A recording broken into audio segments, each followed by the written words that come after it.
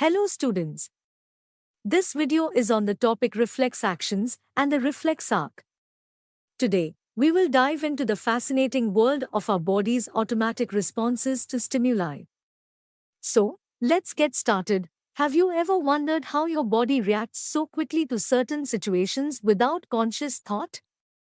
That's where reflex actions come into play. Here is a visual representation of a reflex action. When a stimulus is detected, such as touching a hot stove or a sudden loud noise, your body responds automatically through a reflex action. Let's consider a common example. Imagine you accidentally touch a hot stove. What happens next? Your hand immediately jerks away without any conscious decision on your part. That's a reflex action. To understand how reflex actions work, we need to talk about the reflex arc. The reflex arc is the pathway that allows sensory information to travel from the sensory receptor to the spinal cord, and then back to the muscles or glands. Reflex arcs are formed in the spinal cord itself, although the information input also goes on to reach the brain. Reflex arcs are more efficient for quick responses as compared to the thinking process of the brain.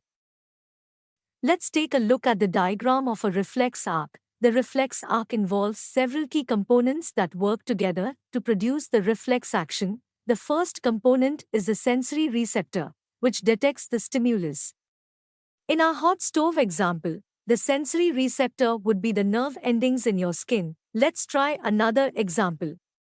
Imagine someone tickles the sole of your foot.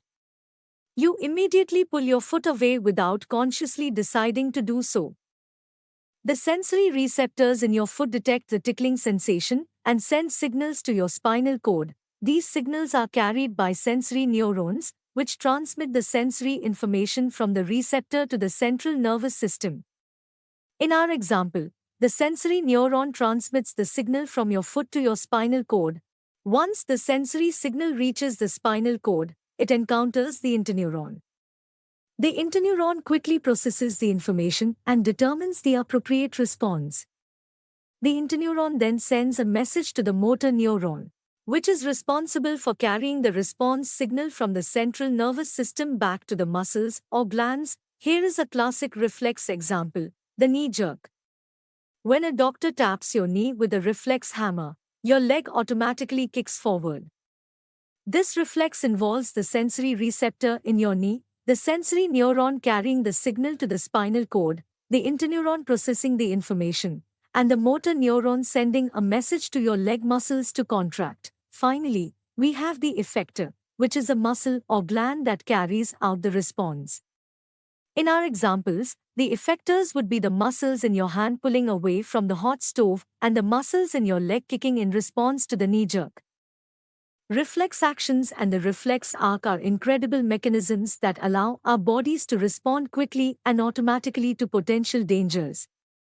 They ensure our safety without conscious thought. We hope you enjoyed learning about reflex actions and the reflex arc. Remember, our bodies are equipped with amazing reflexes that keep us safe and functioning efficiently.